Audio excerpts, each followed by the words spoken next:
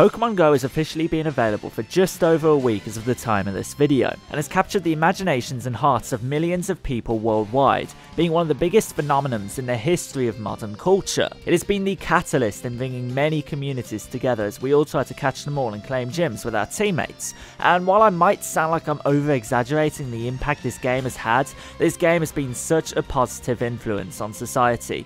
However, it hasn't all been good news, as Pokemon Go has been a common occurrence in a few not so good news stories. This video is going to take a light-hearted look at 5 silly times Pokemon Go has made the news for the wrong reasons. My name is PDWinnall, let's jump straight into this video. Our first story is absolutely fantastic and comes courtesy of an article summarised from the New York Post by the BBC, and talks about how someone was found cheating on their girlfriend through the geolocation data on Pokemon Go's Pokemon Capture summary screen. His actual girlfriend noticed that he had captured a Pokemon at his ex-girlfriend's house, which obviously set alarm bells ringing, and she subsequently decided to say, quote unquote, "see you later" for alligator, that's a quote directly from the New York Post article, and left him. This is such a bizarre story, but I just had to include it. This scumbag got his comeuppance for cheating on his girlfriend because of the location data on Pokemon Go, and it's absolutely brilliant. Our next story comes from the website Gizmodo, and how criminals have been able to use Pokemon Go as a way of luring victims using lure modules on secluded Pokemon stop locations, and robbing them at gunpoint. A quote from the article goes, "Police in O'Fallon, Missouri said that 4 men have used the game to find players at a specific location and robbed them using a handgun, and that about 8 or 9 people have been robbed by 4 men over the past couple of days." You guys probably know by now, Pokemon stops are a fantastic way of filling up your inventory with Pokeballs and miscellaneous items. I know I in particular will happily go out of my way to find another Pokemon stop on my travels, so it's no surprise people saw a lure module and wanted to take advantage of the Pokemon that would appear at this location because of the lure. 3 of these 4 are being trialed as adults, being charged with robbery in the 1st degree, and armed criminal action. A lesson for you viewers, don't visit any Pokemon stops in secluded areas, especially if it's late. Criminals will happily take advantage of any social trend to try to one-up innocent citizens. Our next story is just as bizarre. It's courtesy of KPTV.com and discusses how a Pokemon Go player from Oregon got stabbed and decided instead of getting medical attention, carried on playing Pokemon Go on his quote-unquote mission for chips and beer.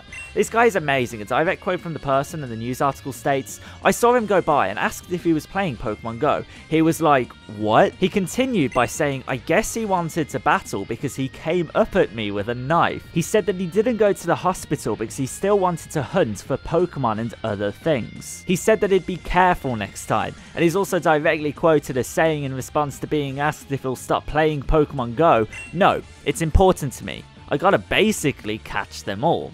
He had to get 8 stitches in his shoulder. This guy is absolutely brilliant. I hope I'm on his team.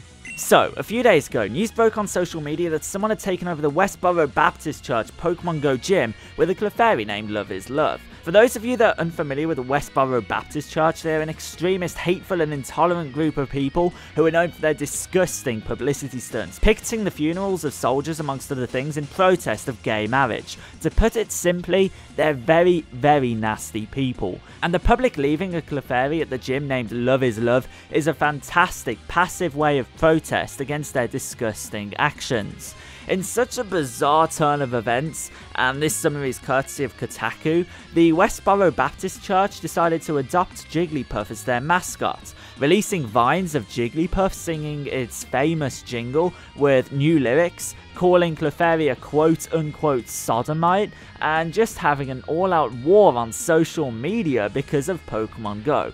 It's ridiculous. Since then, images have popped up on Reddit showcasing that instead of a Clefairy residing at the Pokemon Go gym, a Magmar named Satan, with a combat power of 666, has now taken residence, which is brilliant.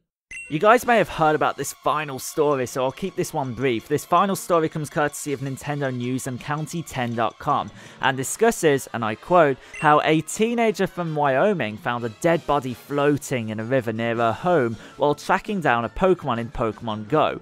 She was said to be trying to catch a Pokemon from a natural water source when she saw something in the water, took a second look and realised it was a male corpse. According to the Nintendo News summary, and I quote, shocked, Wiggins didn't know what to do, but but she quickly notified 911 and authorities rushed to the scene. I was pretty scared and cried for a while. Authorities stated that they believed no evidence indicated there was a possibility of foul play, so it was just a case of this girl looking for Pokemon with really horrific timing. I would be scarred for life, and my sympathies go out to the girl as well as the family of the male that unfortunately looks like he drowned in this pool of water. A like on this video would be really appreciated. If you enjoyed, sharing this video would be amazing, and subscribe so you don't miss any more of my future Pokemon trivia videos similar to this one.